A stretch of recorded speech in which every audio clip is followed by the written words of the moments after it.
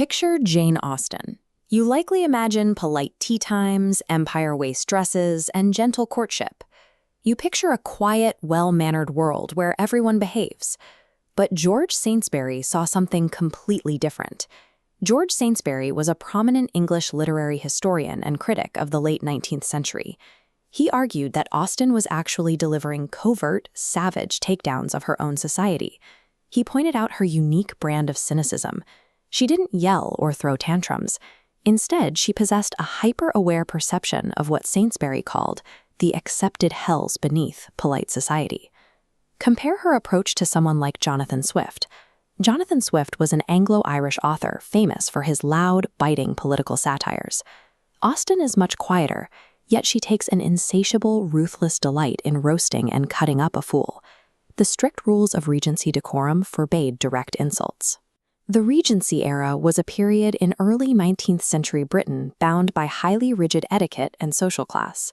Because she couldn't swear or shout, Austen mastered the dangerous art of destroying someone in a drawing room without ever raising her voice. The Bennet household acts as the primary testing ground for this covert warfare. The Bennets occupied the lower rung of the landed gentry, a social class of British landowners who lived off rental income rather than labor. Mrs. Bennet is the ultimate target of this satire. She is what critics call an irreclaimable fool, a woman driven entirely by the panic and economic necessity of marrying off her 5 daughters before they lose their estate. To survive his wife's constant hysteria, Mr. Bennet relies on a specific defense mechanism. He uses a weaponized sense of ironic detachment to insulate himself from the chaos. When their wealthy new neighbor, Mr. Bingley, arrives, Mr. Bennet uses feigned ignorance and deadpan questions to troll his wife. He pretends to care nothing for the news, calmly stringing her along to watch her temper flare. Mr. Bennet takes an Epicurean delight in dissecting his own family's foolishness. That quiet, amused observation perfectly mirrors Austen's own relationship with her characters and her readers. The conflict escalates when we move to the wealthy estate of Netherfield.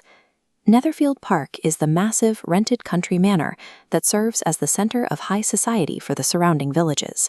Here, the covert warfare operates at the highest levels of local society. Elizabeth Bennet walks 3 miles across the country to reach her sister. She arrives with weary ankles, a glowing face, and petticoats covered in mud. Caroline Bingley meets her at the door. Caroline Bingley is the wealthy, status-obsessed sister of the area's newest eligible bachelor. Her reaction to Elizabeth's muddy appearance is a masterclass in weaponized politeness.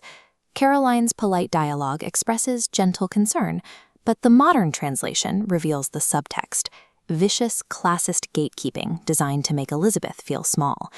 She then lists impossible standards for an accomplished woman, piling on requirements like extensive reading, modern languages, and artistic skills, specifically to highlight Elizabeth's inadequacies in front of the wealthy Mr. Darcy.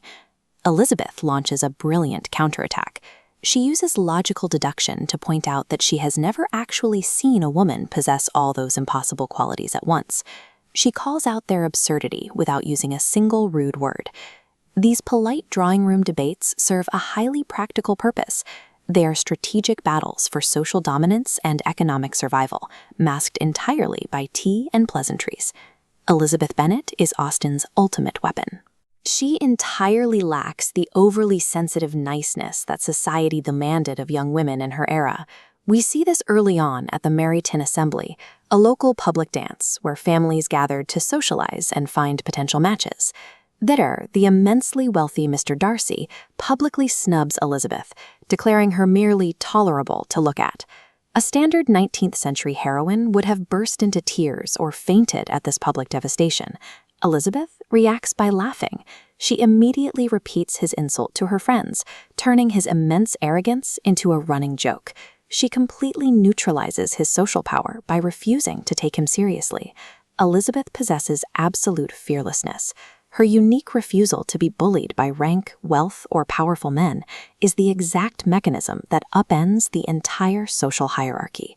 Austen tightly binds her flawless plot construction directly to the psychological resolution of the central romance. Darcy's eventual submission comes from a profound shock.